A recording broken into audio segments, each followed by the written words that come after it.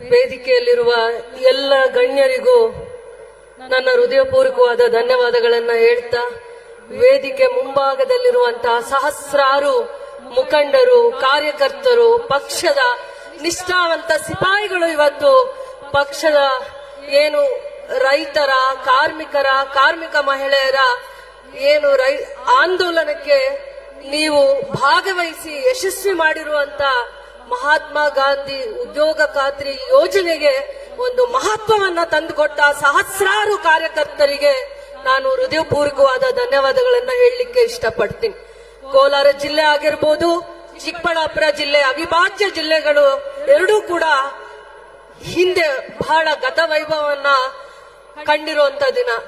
ಬಹಳ ಜನ ಕ್ರಾಂತಿಕಾರಿ ಹೆಜ್ಜೆಯನ್ನ ಇಟ್ಟಿರುವಂತ ಕ್ರಾಂತಿಕಾರ ವೀರರು, ಸ್ವತಂತ್ರ ಹೋರಾಟಗಾರರು, ರೈತ ಪರವಾಗಿ ಸಂಘಟನೆಯನ್ನ ಮಾಡಿರುವಂತ ನಾಯಕರು, ಕಾರ್ಮಿಕರಿಗಾಗಿ ತಮ್ಮ ಧ್ವನಿಯಾಗಿ ನಿಂತ ಎಷ್ಟೋ ಮಹನೀಯರು ಕೋಲಾರ ಜಿಲ್ಲೆ ಮತ್ತೆ ಚಿಕ್ಕಬಳ್ಳಾಪುರ ಜಿಲ್ಲೆಯಲ್ಲಿ ಆ ಮಣ್ಣಲ್ಲಿ ಹುಟ್ಟಿರುವಂತ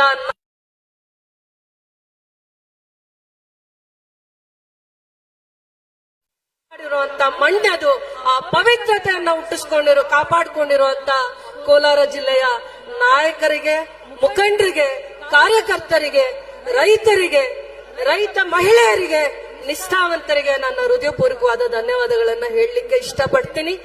ಏನು ನಾವಿವತ್ತು ಸಂಗ್ರಾಮ ಮಹಾತ್ಮ ಗಾಂಧೀಜಿಯವರ ಉದ್ಯೋಗ ಖಾತ್ರಿ ಯೋಜನೆಯ ಏನು ಯಾವ ಮಹತ್ವದ ಕಡೆ ಹೆಜ್ಜೆ ಇಡ್ತಾ ಇತ್ತು. ಸ್ವತಂತ್ರ ಬಂದ ನಂತರ ಮನಮೋಹನ್ ಸಿಂಗ್ ಅವರು ಜಾರಿಗೆ ತಂದಂತ ಮಹತ್ವಾಕಾಂಕ್ಷಿ ಯೋಜನೆ ಇದು.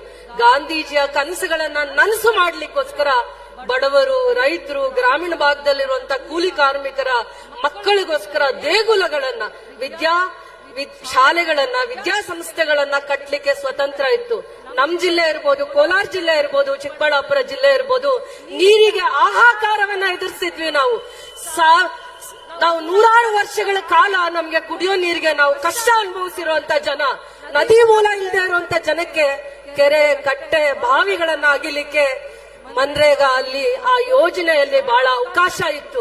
ಅಂತ ಮಹತ್ವಾಕಾಂಕ್ಷಿ ಯೋಜನೆಯನ್ನ ಯಾವ ರೀತಿ ಕೇಂದ್ರ ಸರ್ಕಾರ ಅದನ್ನ ಮೊಟಕುಗೊಳಿಸ್ತಾ ಇದೆ ಅಂತಂದ್ರೆ, ಅದರ ಶಕ್ತಿಯನ್ನ ಕ್ಷೀಣಿಸುವಂತ ಯೋಜನೆಗಳನ್ನ ತರುವಂತದ್ರಲ್ಲಿ ಪ್ರಯತ್ನ ಮಾಡ್ತಾ ಇದೆ.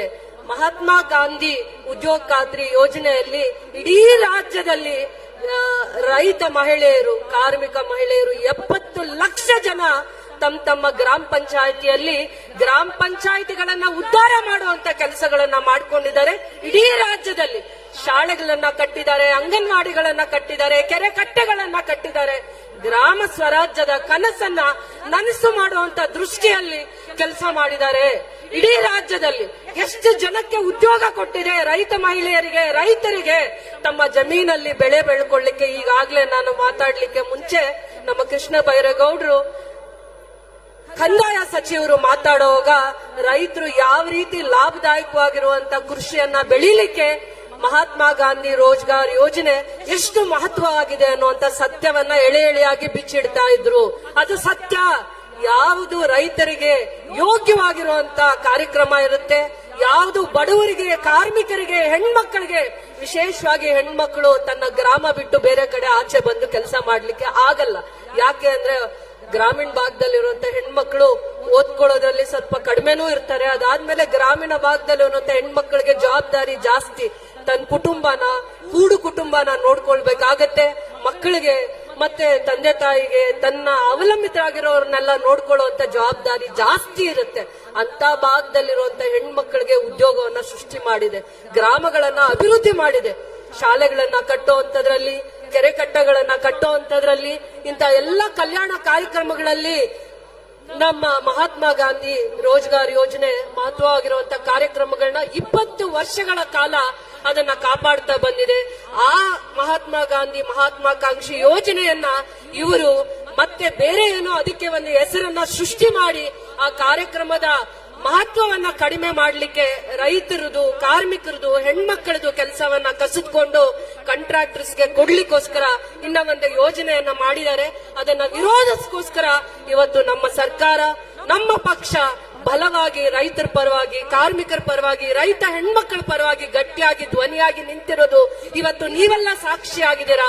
ಇವತ್ತು ಎರಡೂ ಜಿಲ್ಲೆಯ ನಾಯಕತ್ವದ ಗುಣಗಳಿರುವಂತ ನಾಯಕರು, ಮುಖಂಡರು, ನಮ್ಮ ಜಿಲ್ಲೆಯ ಉಸ್ತುವಾರಿ ಸಚಿವರು, ಚಿಕ್ಕಬಳ್ಳಾಪುರ ಜಿಲ್ಲೆಯ ಉಸ್ತುವಾರಿ ಸಚಿವರು ಜವಾಬ್ದಾರಿ ತಗೊಂಡು ಈ ಕಾರ್ಯಕ್ರಮನ ಯಶಸ್ವಿ ಮಾಡಿದ್ದಾರೆ.